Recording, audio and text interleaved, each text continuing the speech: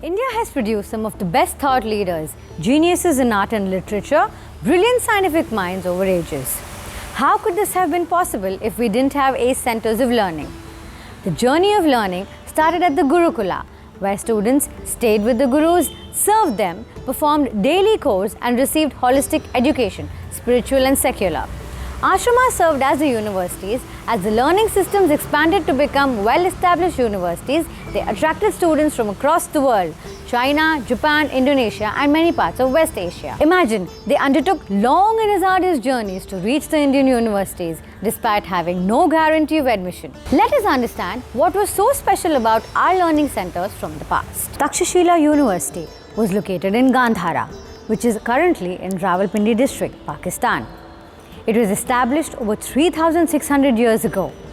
64 fields of study were taught here: Vedas, grammar, philosophy, Ayurveda, agriculture, surgery, politics, archery, and dance, to name a few. Talk about the most powerful alumni network. Takshashila had it.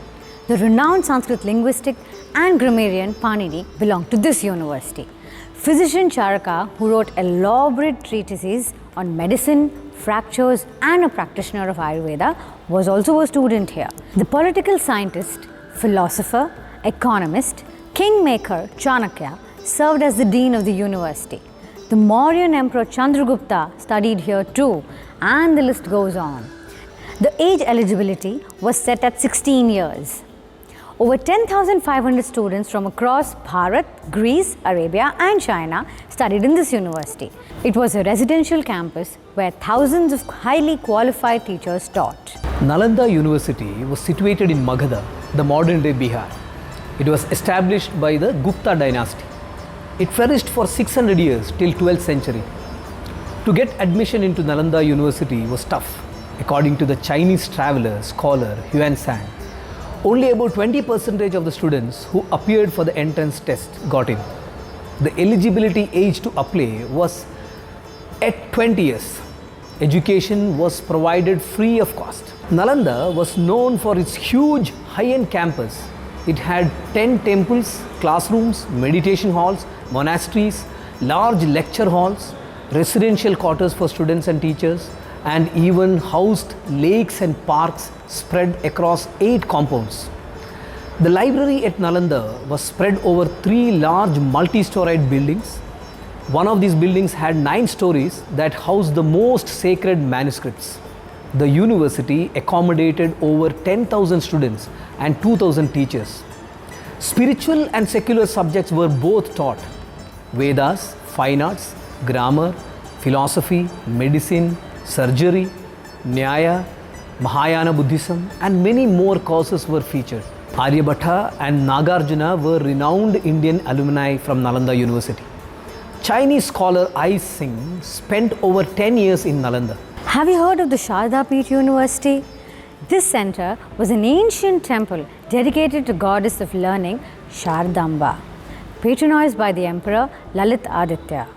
The temple was also a university which was associated with the knowledgeable Kashmiri Pandits. This ancient center of learning now falls under Azad Kashmir jurisdiction of Pakistan. There is vast literature in Sanskrit that was produced in Kashmir, including possibly the best and the most scientific work of history that ancient India saw, Kalhana's Rajatarangani on the life and achievements of Emperor Lalit Aditya. The visionary Rishi Sri Adi Shankaracharya studied the Vedas in details and wrote his theses and commentaries from here. Vairotsana, a Tibetan translator, Kumarajiva, a Buddhist scholar and a translator, Tonmi Sambota, a Tibetan scholar who invented the Tibetan script, are associated with this institution. Mithila University in current-day Nepal region had a throbbing center for the learning since the time of Raja Janaka, the father of Sita from the Ramayana. Here, Raja Janaka held religious conferences where rishis and the learned took part. This university taught literature and fine arts, science subjects, the scriptures including the Vedas, Nyaya Shastra and more. The Vallabhi University was established by the kings of Maitraka dynasty in the Saurashtra region, which is in Gujarat and parts of Maharashtra. In the 7th century CE, the renowned Chinese monk Xuanzang, who visited this university, described it to be at par with Nalanda University. Here, several subjects were taught: economics, law, politics, medical science, bookkeeping, literature, Vyakaran and Hinayana Buddhism. It accommodated a huge library. The graduates of Vallabhi were appointed in high government services.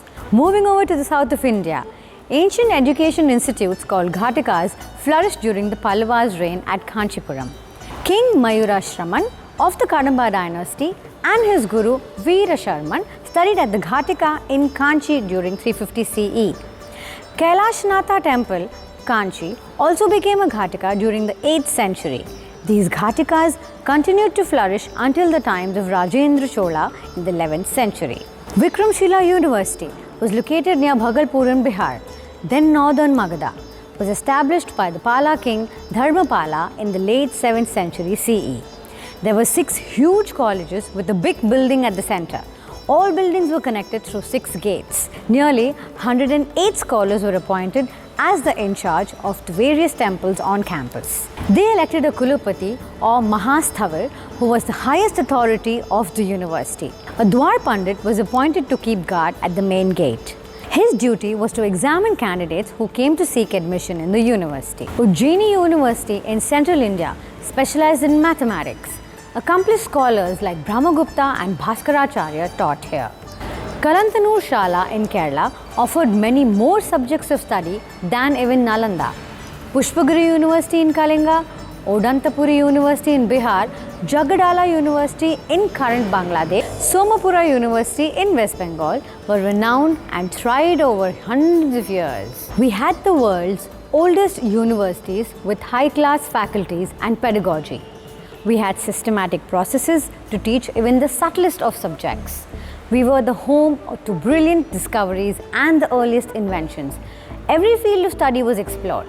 We believed in sharing this knowledge for free. We were all inclusive and truly lived the words Vasudhaiva Kutumbakam. The whole world is one family. Let's become proud and aware of our great ancestors, their vision and execution. Vande Mataram.